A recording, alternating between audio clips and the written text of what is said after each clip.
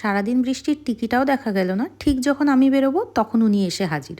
কী আর করা যাবে, আজকে 9ই মে। বৃষ্টির জল মাথায় নিয়ে আমি আমার ব্রাইডের গন্তব্যস্থলে পৌঁছে গেলাম। প্রথমেই গিয়ে আমি আমার সমস্ত সেট আপ রেডি করে নিয়েছি, রেডি করব বলে ব্রাইডকে। আজকে ফার্স্টেই ওকে শাড়ি ড্রেপিং করে দিয়েছিল এবং হেয়ার করে দিয়েছিল আমার যে হেয়ার আর্টিস্ট। ভীষণ সুন্দরভাবে ড্রেপিং করেছিল এবং হেয়ারটাও করেছিল। আমি ফার্স্টে শুনিনি ওর কেমন মেকআপ দরকার। আচ্ছা, একদমই মানে বেস একদম লাইটের মধ্যে হবে। আচ্ছা, ন্যাচারাল লুক যেটা ন্যাচারাল যেটা লুক সেরকম করবে। আর লিপস কি নিউড না? না, লিপটা হলো রেডের মধ্যে করবে। রেডের মধ্যে। আচ্ছা, আর কলকা নরমাল? কলকা হ্যাঁ, ছোট ছোটর মধ্যে করবে। ঠিক আছে। আর আই মেকআপ কি ন্যাচারাল আই মেকআপ যেরকম করো? আচ্ছা, নরমালি সেরকমই করো। ঠিক আছে চলো। বেশ গরমের ওয়েদার কদিন গেলেও আজকে যেহেতু ভালো মতো বৃষ্টি হয়েছে, তাই জন্য ওয়েদারটা কিন্তু তুলনামূলকভাবে একটু ঠান্ডা। তো তাই জন্যই আমি ওর স্কিনে ভালো মতো এমব্রয়লিজের ময়শ্চারাইজার ইউজ করেছি। আর ও এসিতে যেহেতু বসেছিল, আমার মনে হয়েছিল স্কিনে একটু ময়শ্চারাইজারের দরকার আছে।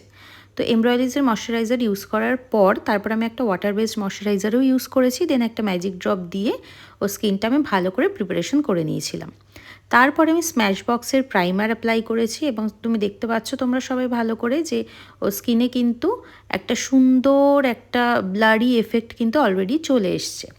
তারপরে স্কিনটা ভালো করে কারেকশন করেছি আমি অরেঞ্জ কারেক্টার আর একটা ভালো কনসিলার দিয়ে। তো সেটা ভালো করে ব্লেন্ড করার পরে আমি ফাউন্ডেশন অ্যাপ্লাই করেছি। ফাউন্ডেশনটা খুব সুন্দরভাবে ব্লেন্ড করে নেওয়ার পরে আমি কনসিলিং করেছি। সুন্দর করে কনসিলারটা আমি ব্লেন্ড করছিলাম। ব্লেন্ড করার পরে যখন আমি পাউডার সেট আপ করলাম, তারপরেই ঘটে গেছে একটা গন্ডগোল। কি ঘটেছে তোমরা এবার দেখতে থাকো পরের ক্লিপে। নিচে ইয়ের ঘর ফাঁকা আছে, ঠাকুর ঘরটা। এত জিনিস নিয়ে যাওয়াটাও দেখুন মুশকিল। সে ধরে ধরে চলে গেছে ভাই, কি হবে এবার?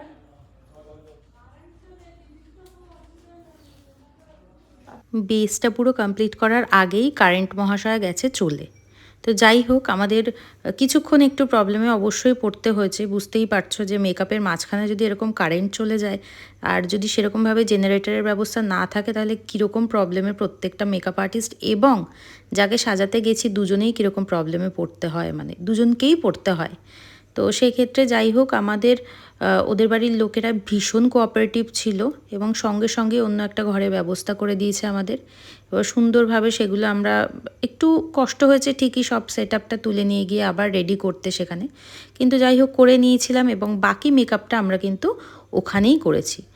তো দেখো তোমরা আস্তে আস্তে দেখতে পাচ্ছ হয়তো ওর ফুল লুকটা রেডি হয়ে গেছে। ও ঠিক যেরকম হেয়ার চেয়েছিল ওর হেয়ারটা ঠিক সেরকমই করা হয়েছে। কলকা খুব হালকা ছোট স্ট্রোকের মধ্যে চেয়েছিল সেটাই করা হয়েছে এবং আমি কিন্তু কোনো রকম কোনো ফিল্টার ছাড়াই ওর লুকটা আজকে তোমাদের সামনে তুলে ধরেছি। এবং দেখতে পাচ্ছ ওর স্কিনের সামান্য যেটুকু টেক্সচার ছিল, যেটুকু ভিজিবল আর কি ফিল্টার ছাড়া, সেটুকুও কিন্তু দেখা যাচ্ছে। এবং আমার মনে হয় এই ন্যাচারাল ব্যাপারগুলো থাকা ভালো, থাকলে হয়তো বেশি সুন্দর লাগে দেখতে। তো আমার সামনে থেকে ভীষণ সুন্দর লাগছিল ওকে দেখতে। এবং আমি রিং লাইটের সামনে এবং রিং লাইট অফ করে দুরকমভাবেই দুরকম লাইটেই তোমাদের সামনে ওর মেকআপটা তুলে ধরেছি, যাতে তোমাদের বুঝতে সুবিধে হয় যে দুটো লাইটেই ওকে ঠিক কেমন লাগছিল দেখতে। আর্টিফিশিয়াল লাইটেও কেমন লাগছিল বা উইদাউট লাইটে, ওদের ঘরের লাইট কিন্তু সত্যি খুব কম ছিল, তাতেও কেমন লাগছিল। ভীষণ সুন্দর, দারুণ লাগছে। দারুণ লাগছে। এতক্ষণ তো ঠিক করে দেখোনি নিজেকে? না না, ভীষণ সুন্দর সাজিয়েছে। ভালো লাগছে? আই মেকআপ ঠিক আছে? খুব সুন্দর, মানে আমি যেরকম চেয়েছিলাম তার থেকেও বেশি সুন্দর লাগছে। সত্যিই খুব সুন্দর লাগছে। তো কথা বলতে বলতে তোমরা শুনে নিয়েছো ঠিক কেমন লেগেছে। তোমরা কিন্তু অবশ্যই জানিও তোমাদের কেমন লাগবে।